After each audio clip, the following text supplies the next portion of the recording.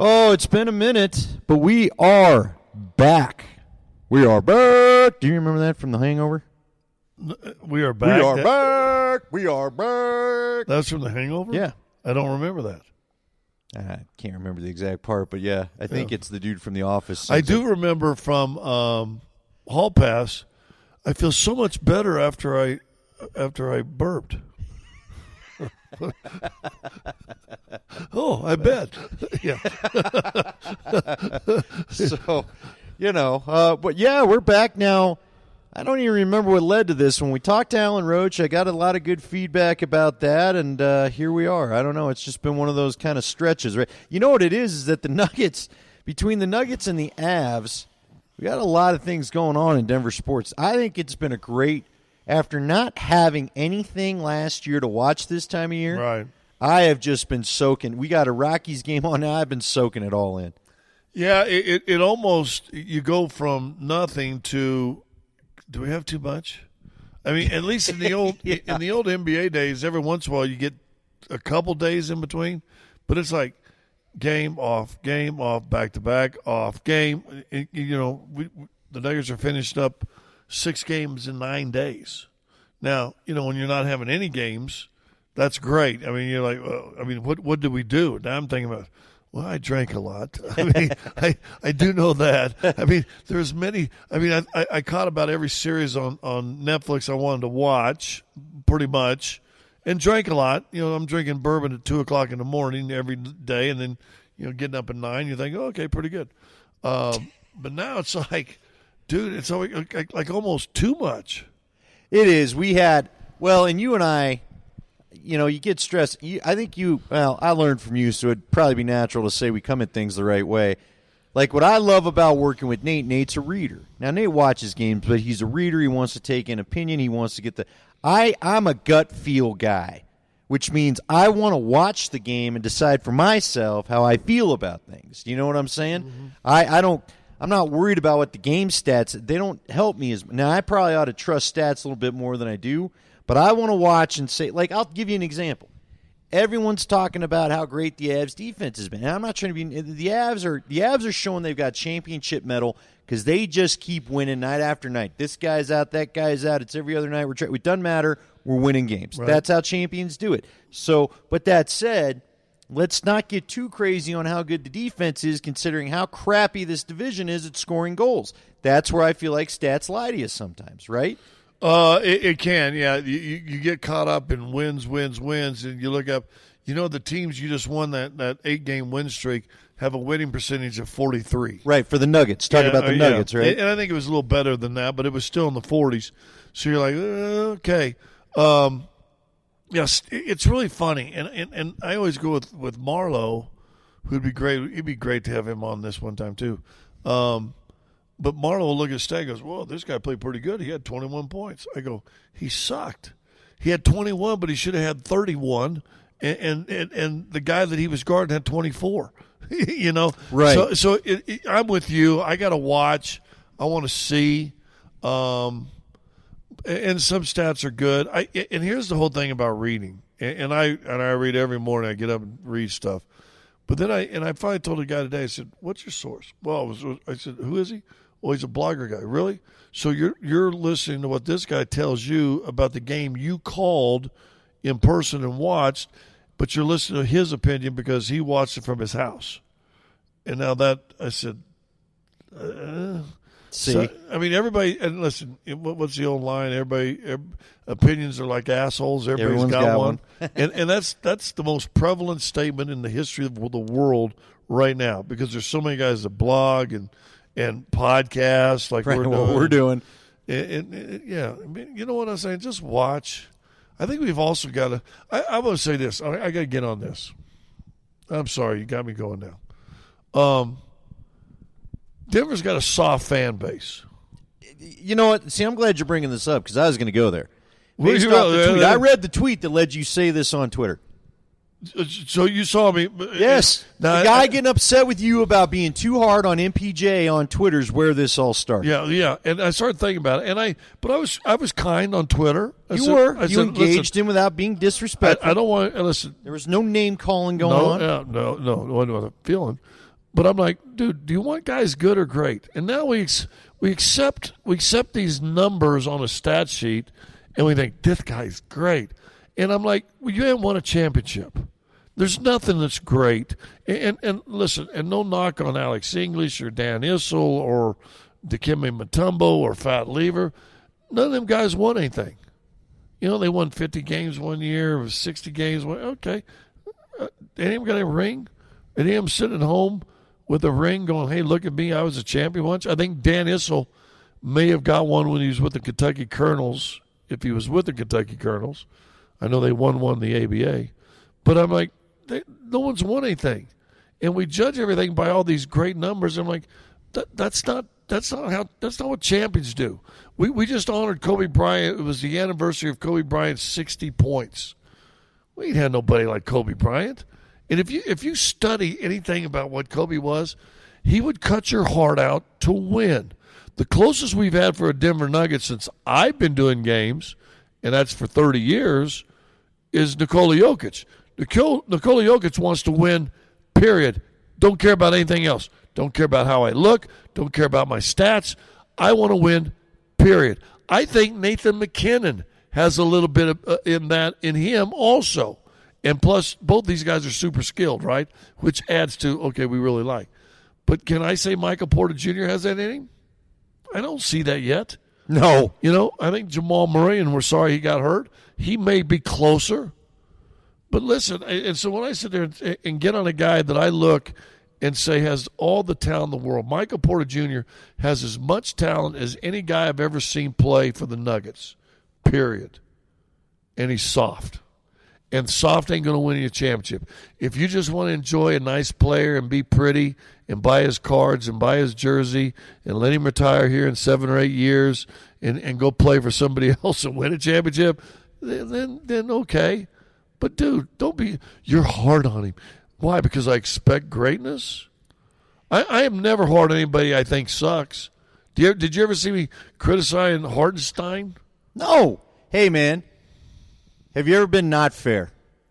That's what we try to try not to be not fair. I think that's what people don't understand. And look, here's what I've always tried to do. And I had to, when I was doing the Crush games, it was their family and the baby mamas and all that, the wives that were listening to those games. Okay, if I said something, a player was going to hear about it. I had a couple players come up, and you know what? Did you say this? Well, this, I said this on this play against this guy. All right. For the most part, I've found if it's on the tape, they're not going to, I'm not attacking your personal integrity. Right. I'm not calling you a loser. But you didn't get it done on that play, and you blew this, and you didn't do that, and you've done it a couple times this year. I think players are accepting of that. I think that's what people miss. Now maybe I'm wrong because it's been a while since I've been on a game broadcast to have a guy approach me about something that I said.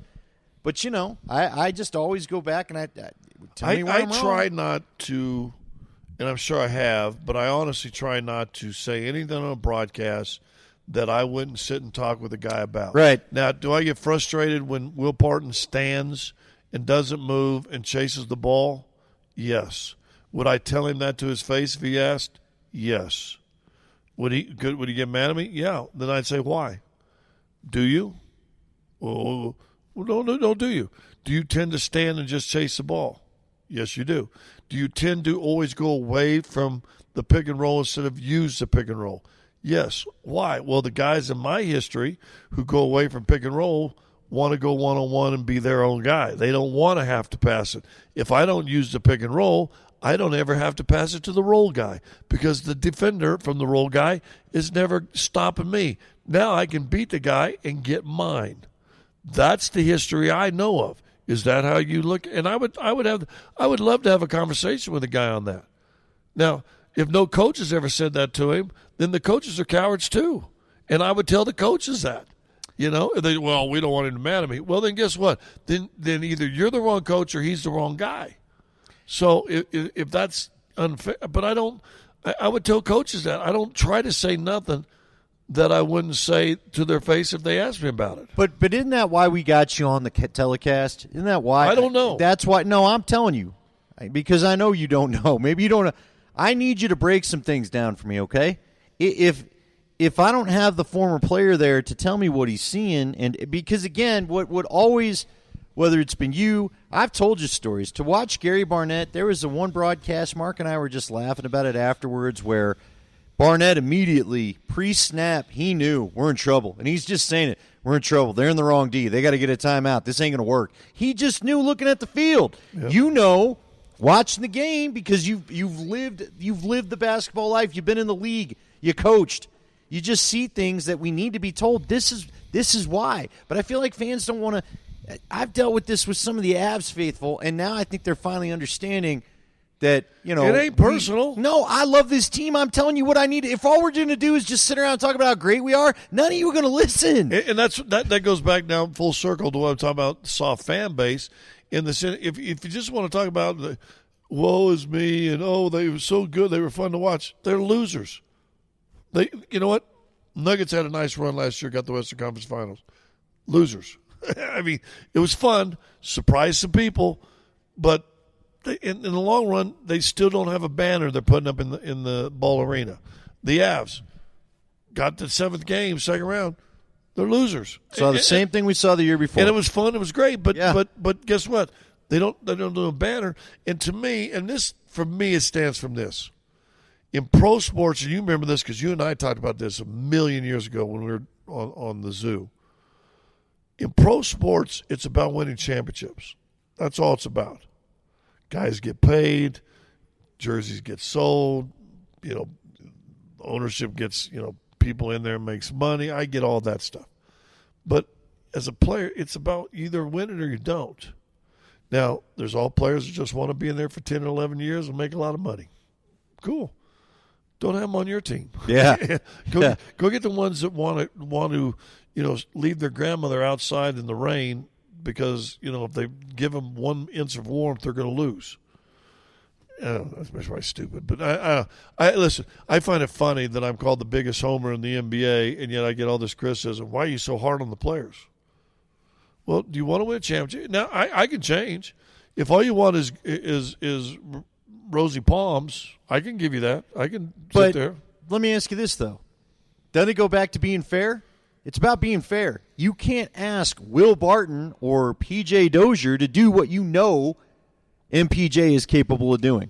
Why am I on him? Because, like you said, there's something more, and it's fair to ask it of you because I do believe you're great. If you're not great, I'm not going to ask you. I'm not asking P.J. Dozier to go put up 25 or 30 now that Jamal's out, right? I'm telling him to back it down a little bit. You might want to back it down just a little bit. Maybe go set the pick. I'm glad you have confidence. You ain't that good. Yeah. Well, look. Hey, you know what? And I guess you and I try not to be jerks. We want you to feel like we're the guys you could go have a beer with because at the end of the day, we probably would. And I would love to sit and talk to guys. Yeah. It doesn't have to be combative. No. We're just talking. But in today's day, everything, if you disagree with somebody, it's combative, and that's silly. We can even get away. It used to be no line. Well, we'll just have to agree to disagree. That's fine. But I think Michael Porter Jr. can be one of the top 4 or 5 players that's ever played for the Nuggets. That's his ability. If he doesn't get there, then let's figure out why. And I said this today on the radio show. I think he takes 40% of the games mentally takes off, stands, rests. I don't know if he's fatigued. I don't know if he just doesn't understand. I think it's that. Yeah. Can I tell you why? I hate to jump in on you, but you come to – what was the slap back that got stolen that got Monte Morris the technical foul? What are you doing? That's the game's over. I don't really care. Just when we hit it. You can't do that. You can't tell me the most fervent MPJ supporters, when you saw that, what are your opinion? Tell me what – I would love to hear an MPJ guy, a fan, tell me, okay, what was that? Well, it's not like we're because not see, MPJ I guys. see that exact action in other times, but it doesn't necessarily come into turnover. I see it when like the other day, he threw it in a joker and he moved down the block and he just stood there. Well, you and I are probably 7 or 8 feet away. He's now 3 feet away. Well, guess in a basketball game, if I'm 3 feet away from you and you have the ball, Where's my defender? A foot and a half away from you? Right by you. So now what's Joker supposed to do? He's got to get his man. Now you're and he just stood there, and I'm like, what are you doing? Cut all the way through or go screen somebody else. And so it's either he doesn't know what to do, which is a learning thing, and once again I'll give him I excuse for him too. He grew up playing basketball in the AAU system, and it was, here, Michael, here's the ball, go play. And don't do any of the hard stuff. We'll let the other team four guys do the hard 40, stuff. 60, you'll score 40, and we'll lose by 10.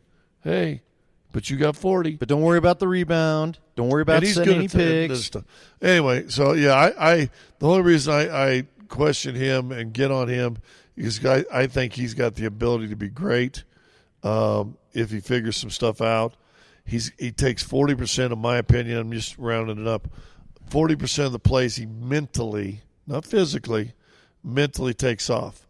Now with Murray gone, I need that number back up to only 15% you're taking off. I'll give you 10 or 15%. You want to rest mentally during the game, you got it. Here's 10, 15. But I can't have 40 because guess what? Then they're going to lose the first round of play. Well, but here you know what? It's been talked about. You could be a max contract dude. Okay, I don't hate the idea, but here's the thing, man. That Jamal role is going to be open for about a year now. You and I both know that's what sucks about this so much. This isn't Jamal's out and we'll see you in November. This is Jamal probably, if we're lucky, he probably comes back, All-Star break, maybe January if you're lucky. Well, I think the minimum is 9 months and the max is probably right at a year. We had Dr. Eric McCarty on today. That's what he said. Yeah. Probably looking at that. Yeah. I mean, 9 months depends on how you heal. He lives in Canada. Can you go get those? Sure. The little shot things in his leg. Adrian Peterson did 9 months, but he did the stem cell. He went overseas and did the stem cell stuff, right? But we'll see. Yeah, it's a while. Well, I bring it up because you got a chance, frankly, to show you're a max contract guy in PJ. You can be everything everybody told you coming in this league that you could be. That role is there for you to take it. You can provide some scoring. You can be the second fiddle to Joker. I would hope Aaron Gordon see this. I know Aaron Gordon's been real good about accepting a role, but guess what? Now maybe we need a little more from you. Now we maybe need a little bit more than what you thought this was. But I still say this. I said that their weakest part was guard play. Yeah. And now your best guard's gone. Right. So now, they I like Facu, but he's not a scorer. I like Monte, but he's not special. Barton, you never know. He's too inconsistent. And P.J. Dozier's he was a two-way player last year. And now you want him to be an all-star? I don't know if you can do that. Well, and I brought this up on the air today, something you always taught me with Earl Boykins. Remember how much we all loved Earl? Earl was a fun guy. Oh, yeah. But I'll never forget you telling me, well, here's the problem. Once Earl has to start, all of a sudden Earl's getting better defensive assignments. They're scouting him more, and you don't have that depth coming off your bench providing you the pop that you. So it's a domino effect for everybody. Yep. And the funny thing with that's why I think I think they're going to have to start Facu, only because he's been a bronze medal winner in the Olympics. He's won a couple European championships. He's been on big competition time teams, probably just a step or so below the NBA. I think he can handle this, and the moment won't be too big for him. And now let's Monty and a little consistency off the bench and stay there. I'm just going to say it, and then we'll move on. I need a little more JaVale McGee in my life. I need a little more JaVale McGee in my life. Is that a little scary, though? I got to pee again, by the way. Once upon a time it was. I don't think it is scary? right now. Yeah. He has matured, which, I look at you and me, and you're still a dumbass, and I'm still a dumbass. I'm like thinking, have we matured? I assume we have. I'm not doing Angry Andy all the time, but yeah. Yes, you are. Not all the time. Well, now it's, Hey, you're but right. here's the difference. Before, Angry Andy was just a bit. Just a funny. Now it's a lifestyle. Now he's old and cranky. Now you're the original get off my lawn guy. At times, yeah. Yeah. I mean, seriously, why don't you get a penny for every guy that's get off my lawn? Why haven't you got paid for that? Because I don't have the aptitude to, like you. We're full of good ideas. Yeah, we don't sure. trademark them. Well, let's just, you know what? I'm not going to give it up yet. I just hope the Nuggets can get it together. How about I pat our backs for a minute? Can we do that? We don't do that too often. Yeah. For all the Avs fans that have been mad at us for a while. Oh, pat our What back. did the trade deadline tell you? Well, let's see. Added Hold some on. size Hold and on. added some toughness. Do we say they need some sandpaper? Yeah. Did the forward Nemeth and Soderberg both are big strong? and bring a little nasty. They're not your all-stars. Well, how about this? Okay, and so they added those guys. How about the two dudes they brought up before they made the trades? Yeah. How are those guys? Well, I got to get the 6'4". I always keep forgetting. There's Burrows, who in his first game has the maybe the greatest fight we've seen. Yeah. In Avs in the last 4 years, 5 years. Well, and what I had to laugh about was was it Minnesota crying? Oh, you didn't let him take his gloves. Bitch, you started the fight. Yeah. Look, you man, squared him up. You rolled up on him, and you pushed him, and you grabbed the jersey. He just turned around and whooped your ass. Yeah. Don't be telling me you didn't have time to get ready. How soft are those announcers? Seriously, have you ever listened to the call for the Minnesota? Oh, yeah. Oh, he just jumped it. He didn't give him a chance. Give him What? a chance. Dude, first Oh, off, you were my big. God. You didn't even go pick a fight in your own weight class. Did you hear anything from that guy? No. Buden, whatever his name is? No. Have you heard anything from him saying, oh, yeah, he jumped? I ain't none from him, did No, you? because he knows. Dude, Yeah. you went and picked a fight outside of your weight class. Yeah, and You're got not whooped. supposed to do that. And you got whooped. You're supposed to go find a guy that's in your size, right? Yeah. That was another problem back in the day. You remember with the Steve Moore fight, he fought Matt Cook. They were the same size. That was another reason why Bertuzzi never should have went and tried to they start that tried thing up to again say that night. that Burroughs cheap shot him, and I'm like, no, or sucker punched him. He's a sucker punch. There's no such thing as a sucker punch if you're squared up with each other. And if I started it with you, I'm trying to get it going. And then Keaton Middleton, going after Getzlaff like that. And then, now, look, I don't know how – the kid's a big boy, and I promise you Keaton Middleton's going to be around for that San Jose series. I don't remember the name of our little kid. I know it, it rhymes with bitch.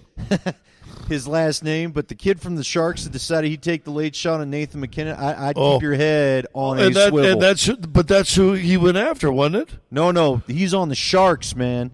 The Sharks are coming up. Well, was it one of the two fights, and they pointed out, I said, oh, by the way, the guy he fought was the guy that went after McKinnon the last time they had played. Yeah, that's Arizona or the Ducks. No, it was, I know who you're talking about, and I can't. Getzlaff is one of them. But yeah, trust me. How about McCarr? How about last night? Recording on a Tuesday. Did you see at the end of the game? I was working. I'm sorry. Yeah. Rantanen goes in there, has a chance to get a hat trick, and instead a guy takes a cheap. Rantanen's playing big and angry all of a sudden, so he goes in and takes out a coyote that was giving him as a hard stuff. One of those let's all square up breaks out. McCarr just like Stone Cold Steve Austin out of the tunnel just goes and slams a dude to the ice. I was like, what is going on? But I think I'm not going to say they heard us, but You don't think they listen to podcasts? What you saying? Well, maybe. Who or knows? the radio shows? I don't know that they do, but look, if you were to ask Joe Sakic and Jared Bednar what we were talking about, they would tell. Look, Jared Bednar was a tough guy in the league. And yet you and I had to deal with, especially at the radio station, Dan Tanner, and a couple of guys there, thought we were absolutely stupid and crazy. But that goes back to the soft fan thing we're talking about. It's okay to be critical and say you need more physicality, or else they're going to be in trouble again. And they're so great. Yes, they are. But they needed something, and in fact, they needed something so bad. Guess what? Joe Sakic thought they needed something. Yeah, and he went and got it because you and I both know. I understand why a lot of folks love the open skating. It's beautiful. Yeah, it's fun. it is. It's fun to watch. It ain't playoff hockey. That ain't playoff It's hockey. not playoff basketball. Nope. It's not playoff football. There's a reason why we play the fantasy season beginning of the year because it's wide open and guys, and you can actually score some points. If we try to do fantasy football when they actually got down to the playoffs, ain't nobody scoring anything. So I'm just saying it's going to become locked in. Now, I will say I do hope and think the Avs having to play all these ugly games in this suck-ass division with a bunch of crappy California teams that only know how to, mug you and clog the middle and all that stuff, they'll be better for it come the playoffs. But I'll tell you what, Scotty, and I know you didn't get to see all this. This playing 8 teams, 7 other teams the whole year. Well, I hate it, and these players hate it, man. Because you know what? Max Domi of the Columbus Blue Jackets went after one of the Blackhawks last night. Like, just lost his mind. Like, was ragged on the guy, just trying to get him to fight him for past stuff and get him to go to the box. And I mean, he got it. Like, guys are getting kicked out left and right because everybody in this 8th and final game is just. They are leveling all the justice they couldn't get in. I've never seen hockey so angry as I've seen some of these final games of these series, man. The NHL's got to be smart because you know what? It can be fun when it happens every now and again. Well, but the NHL kowtowed to Canada, so they were kind of stuck having to do this, weren't they? Yeah, and guess where most of the COVID cases have hit? Canada. Talk to the Canucks. I'm just saying, dude, you can't – like, here's what the NHL has to do because I love that league. You cannot, if Nathan McKinnon takes an elbow to the head, if Bo Byram's getting beat up, dude, at some point you got to stand up for your stars. Say whatever you want to about the NFL, but they know their quarterbacks make the game interesting, so they protect them. You're going to let some fourth line scrub take a shot at Nathan McKinnon and give him a 2-game suspension? That's why I retweeted it the other day, the video of Zadorov. Oh, I loved it. I absolutely I mean, guy comes back and just, lays a stick on his goalie because you let him know I'm right there, and then Zadorov just blasts him, it's all like the way back into the boy. Train. Keep your effing hands off my goalie. Yeah. And then skated by and goes, you don't like it? What are you going to do? Goes, do something. Do something. Here I am. Yeah. Do it. And that guy was out of his weight class too, but he didn't want nothing to do with his door. I heard you guys talking about it because it was funny. It was like that awkward time where all the guys are like, well, I knew it. See, that's what but that's the exact thing you and I have said this team has missed. You don't need – Zadorov doesn't need to be your top defenseman. He just needs to be there so Getzlaf goes, I don't know that I want him – taking a cheap check at me at some, you know what I mean? Yeah. The Avs haven't had that enough this year. Where, and I've said this before. I think we said on one of these podcasts. It's not that Zadorov is a bad player. It's that there's a high expectation of skate and puck handling ability on this team, and they are as good as any team in the league. Period. All the way across up into Canada, they're as good of a speed / puck handling team as there is. And that's not Zadorov's strength. Right. But by getting rid of him, because I think he'd had some mistakes last year and some turnovers because he's trying to be that guy. He's trying to play probably a style that's not his. But you still need that guy. Well, and it's funny because Alex Raj from Between the Pipes always talks about because he's 5'2" and 130, and all these guys think this way. Well, but it was funny because I had mentioned, should you trade for Getzlaf? Now look, I know he was an a-hole the other night, but I'll tell you what, you could use a little bit of that meanness when it comes to Minnesota, when it comes to St. Louis, and when it comes to Vegas, who has that big tuck dude skating around, and Ryan Reeves, who everyone's apparently afraid of. But I'm just saying, look, man, it's all right to have a line of guys that isn't as skilled. You don't have to go 4 deep of the skill. Right. You need a couple guys that makes the other team think twice about the BS. You got to have maybe even if you put them all on one line, where all of a sudden it goes, wait a minute, why are they skipping this line? Well, because we're going to send a message. Well, yeah. Well, I mean, again, if you're going to put your guys, and you know what, you got to have that line, because how many times have we seen McKinnon's line goes out and here comes the 4th line? All right, you want to play that? Well, I got to have a line that I can put out against your first line to go, do we really want to do this tonight? You want to match it this way? I'll send my goons out to play your top line if that's how we're doing it. Yeah. So anyway, I just felt like we were a little bit vindicated. That's all. Now again, it wasn't. You know what? I agree with you. In fact, you called into my show, and and said that, and then and got it from Tanner. Raj, I think, might have been on that day. He gave you a hard Josh time. is still insisting that. Josh has changed, though. He understands. I know, because Josh gets it. Look, is it not? I don't care what level you've played at. I thought the common part of being a team was we take care of each other.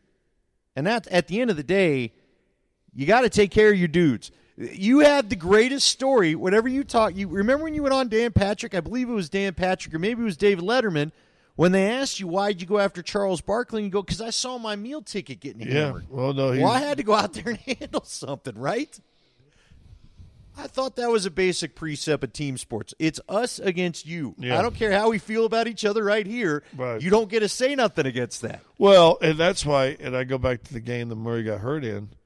You're playing Golden State, and listen, the NBA's soft now, period, for the most part. So if it's going to be soft, don't let guys be cocky. Don't like let guys. If you're not going to let guys send a message and pop a dude, don't let them be cocky. You know, and the guy's hanging on the rim, and then he's floating around it being cool, and then when you're falling down because momentum's carried, you touch him, and you get in his face, dude, I would have been right off the bench and knocked that guy out right then. Somebody. You know, I had to beg. I would have said, "Coach, let me in," and I did this, and not that I'm happy and proud of it anymore. But I would come in, you go, okay, there you go, Andy Lindahl, 40. He's the guy that did that cheap stuff just a while ago. I would look for any play. We'd be running X this, boom, coming off, guy double screen here. But I see you floating over here, and if I step, I can leave. Break the play a little bit. I got a blind screen on you. I'm going to try to readjust your back. And that guy needed that. And two or three guys needed that. The one I love when Jermichael threw that guy down towards the end of the game. Yes. Give me some of that. In fact, you know what? The Nuggets, if they're going to win, they're going to have to get some of that too, and they don't have any. Well, I heard you say that on the show too, on your show where you talked about they kind of need a little what the Avs acquired. But again, that's Joe Sakic. Joe Sakic sending a message, boys. We're all in. I'm not worried about next year, year after. I mean, these windows we just saw with the Nuggets. Sadly, I mean, I hope it's not closed, but it ain't looking like it did. There's shades in the window all of a sudden. Can I switch to sport real fast? Yeah, let's do it. Watch on TV. Can Tapia hit anything breaking at all? Dude, yeah, look, man, the Rockies are so frustrating to me. His hair's real pretty, though, right now. No, that's great. Yeah. It's fantastic. Sensatella's getting upset, which he's getting pinched by the ump, and, man, it's rough. We did the over-under 10.5 games for a losing streak for them, and I'm just worried they don't have – I think it'll be the over. I think they're going to endure some long losing streaks. Dude, we ain't even into June yet. What? Gray's the only guy that looks like he could be a stopper. For those that don't know the term, not that I'm Johnny Baseball here, but the stopper's the guy that goes out there and stops the losing streak for you so that you don't get in too bad a place. Helps try to steal a little momentum. How many stopper candidates do you even have? Marquez hadn't looked like Marquez yet. No. Sensatella's battling tonight, but he's down 5-0 as we record this thing. Now, maybe someone's going to hear this Thursday and go, oh, well, they won that. Well, maybe they did, but I don't know who they got in the bullpen. I don't know. Not to be too big a jerk about it. Seriously, Scotty, aside from the Nuggets that won, what was that, 11 games that one year? Poor Hands had to coach them. When was the last time you had a team that you just had zero expectations for? Well, I don't maybe see the hands that coached Nuggets team, that won 11 all year. With the COVID and the whole year of missing stuff, and now we got to say this: they're getting the All-Star game here. We could talk about the politics involved, or just let it be. I'll let it be. But it's good for downtown Denver, right? Hopefully. But then you got the mayor and governor all said, oh, we're going to have a full house. Really? Really? You're going to say that now? And now you got one vaccination shot's being completely pulled off the market now. You've got side effects going crazy on other people. You've got a fourth wave coming to all these different towns. You've got a new strain in. Canada's burning up again. And now all of a sudden, because someone said, hey, your city can make $100 million. $200 million if you host the All-Star game. We're open! Open! How are you going to say that? Because you're being, I think we're trying to be hopeful, but you're right. Look, man, we don't know how it's going to look. Well, what did our good friend Sandy used to always say? Hope ain't a strategy. No, you're right. We'll see how it looks. Now, we're not here to be the too negative podcast. I hope it's all right. I hope it's all right. I feel bad for Atlanta. They could really use it as well, but it's good for our economy. Sorry Atlanta. Sorry. It's not a political show either, so that's all I need to say. Sorry. And I hope it works out. But come on, man. Are you going to go down there? Well, you and I are different. You went down there and I'll be honest, and you and I are pretty much whatever. But you were down for opening day. Did you feel real comfortable? No, not really.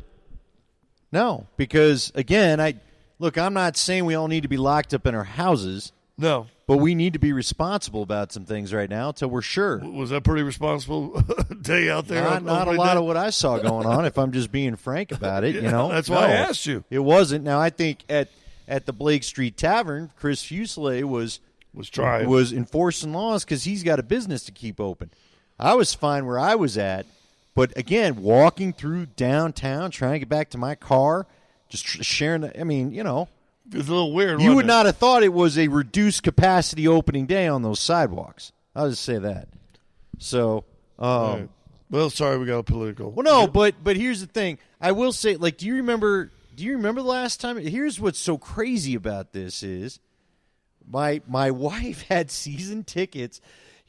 We joked about this on the show because I remember I made a bad decision where I bought Pearl Jam tickets at Red Rocks one time, and I never got into Pearl Jam. Well, kind of like some of them. That's my high school. Yeah. I don't like whatever the Steely Dan that you love, and you don't like. You don't Pearl like Jam. Steely Dan? We covered this at the cabin. Wait, you don't like Steely Dan? No, I hate it. God, I hate it. You don't like Steely Dan? Do you want me to say it again? Yeah, I think you just pulled a name out of the hat, and I don't think you've really listened to Steely Dan. I have. You've played it for me. You got so mad at the cabin one time. I don't think you've listened to Steely Dan. Yeah, I don't need to. I don't dislike Pearl Jam. It's fine. All I'm trying to say is, here's the point of the story. I get it with my boy and my girl, my guy, my best friend in high school, and the lady I was dating who I really was surefire thought I was going to marry, Janine. Yeah. Hello, Janine. Yeah, Janine, thanks for breaking my heart. We get these tickets to Pearl Jam, okay? And it was in June. We buy them back in October. Because, back in the day, you had to buy them a long way out, right? Right. Well, not to really big. Jim was dead by the time because of the cancer that Pearl Jam showed up. And Janine and I were broken up. And her so new you had boyfriend, 4 tickets? Yeah, her boyfriend came with her. Her new one. Whoa. So you went with your ex-girlfriend, her new boyfriend? I have a choice, man. We all bought the tickets. I couldn't tell her that she couldn't come. I thought you wanted bought to go. tickets just you and her. No, man. We bought them as a group, dude. Ugh. Yeah, it's not a good call. And anyway, with that, ladies and gentlemen, thanks for listening. Yeah. I'm just telling you, young bucks. Hey, listen, we're going to do the a music. rule of thumb is don't do an event that's longer than you've been together. What's that from City Slickers? And boys and girls, moral of the story is don't do drugs because you never know if some guy with superhuman strength is going to come over and save your ass. Well, so my wife, and I don't know what went wrong here, the man she thought she was going to marry, they got season tickets together in '98 just to go to the All-Star game, and she loved baseball. Still does. She ended up going to the All-Star game with him because she was not missing the All-Star game. They went to they did the whole deal. They were broke up, yeah. Oh, that's cool. Awkward circumstances. I think he brought his girl. So, hey, what you going to do? Dude, hey, maybe do you on the remember next podcast we do awkward moments. Oh, we will. Yeah. I remember after getting divorced, it was like the 3rd month of divorce, and I run and do a concert with the ex and hers new, and I was with me and my new. And I'm like, this is weird. And she's with my old friends, who used to be my friends, but now they weren't my friends anymore. Yeah. And I'm like, okay, this sucks. I've had that happen where a girl, I did after Janine, I dated a string of Barbies. Okay. Really? Oh, out of my out When of you my say league. Barbies, give me an example. Barbie of dolls, like legit, blonde, yes. like Michelle Beisner type. Yes. Wow. One of them. Daddy Michelle paid. Beisner. Daddy paid for the enhancement. Really? And I was driving. I remember there was one time my boy was giving me so much crap. I'm driving her Beamer back to her Whoa. luxury apartment that her daddy was paying for, going, whose life is this? I'm from freaking North. I'm some rat from North Denver. What am I doing in this car? She was getting herself all done up for some date, and my guy. You come in with a Yeah. hoodie, and some jams on, right? And you're Dude, like, well, her dad lived up in the valley of King Carl. He had a bunch of classic Indian motorcycles that were probably worth more than the house that we're sitting in right now. And yeah, I just, one of my boys, I remember I stopped off for lunch because, you know, we had pagers then, and he sees me pull up in her Beamer, and he's like, who are you? What are you doing? What is this right now? He goes, you know you're not going to pull this off. That's your friends, right? He goes, you know you got no shot of closing this. He goes, you enjoy this now. This will be the best enjoy month the of car, your life. enjoy the test drive. Enjoy it all. But this is the only thing you'll be test driving. This is as close you're getting to this life. Hey, look, see all this?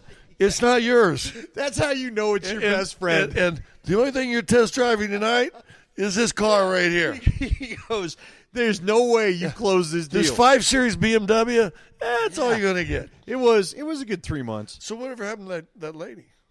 It ended the way that we used to go to clubs because she was a party girl. And I'm a party girl. I like that Barbie song. My buddy Craig, who I think you've met one time, who's a big old rugby player. All right, Craig's like my big brother. He was like you before you came into my life. Right.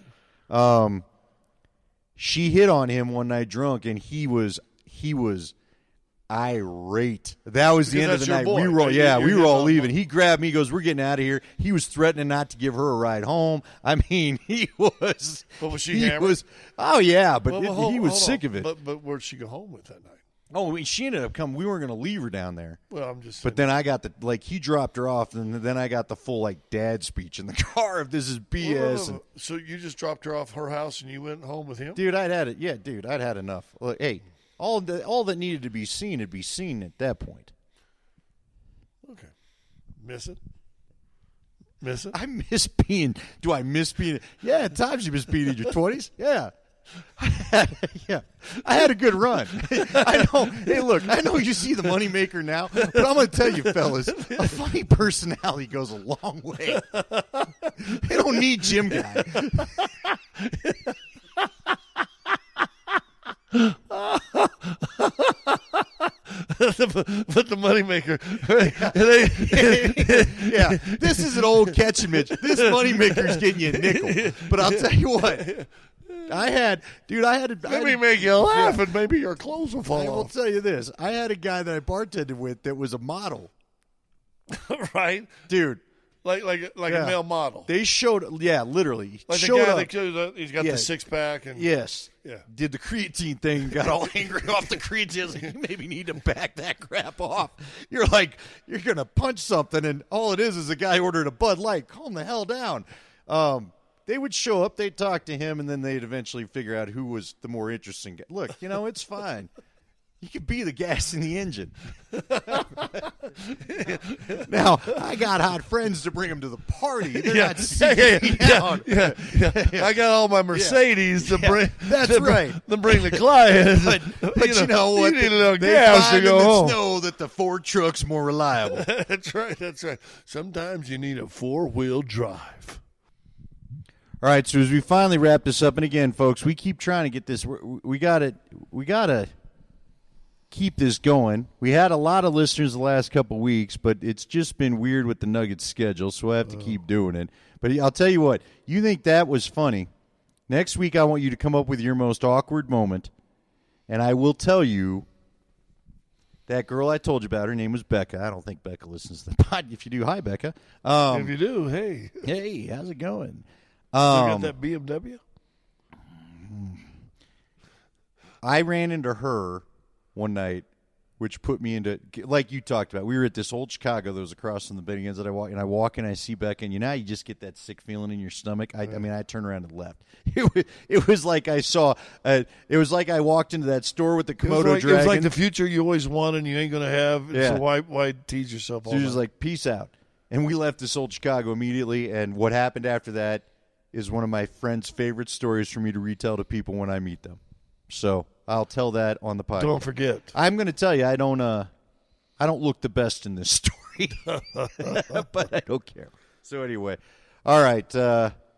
By the way, are you sick of this weather yet? When are we going to be able to go up to your cabin? I got a squatter up there right now. What? Nah, it's a long story. Is it okay up there? Yeah, it's fine. I mean, is it after what happened last summer? Is your area okay? Oh yeah, but it's just mud season right now. You don't want to be up there right now. Is the town going to be okay? Do you think? Yeah. Okay. Everything. Oh, that's good. It missed the fires and stuff. Stayed away. But it's right now. It's mud season. I had a buddy that was up there last week, and he said it's miserable because all the thaw, because all the snow, right. And so it's for about 3 to 4 weeks. It is just everything's muddy everywhere because everything's thawing out. Did you bring me some Girl Scout cookies, by the way? Oh, I do. I have my truck. Oh yeah. Oh, I'm glad you reminded me. Yeah, I didn't. Or did I bring them in?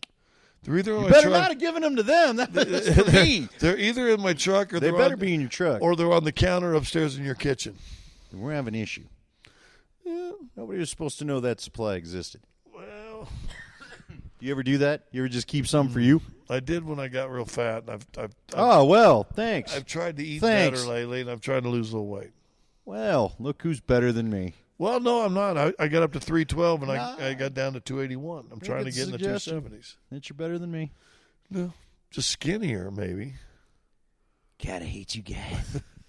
All right, next week, hopefully we'll have By better the way- Nuggets vibes by the time we get there. This first game I watched the Rockies. They're really bad. Yeah, well, they just re-signed Chris Russin, who I love Chris Russin, but that was a move that at the time that you made it, you needed to make it. Oh, we're in the middle of a bad defensive play. Oh, no, he held on. I want McMahon to do good, but What? Is there anything special there? I know you got to. No. Yeah. I mean, good for him, Yeah. but it's not Nolan. Not Nolan. But what are you going to do? All right. Good night, Bobby. Night, Bobby.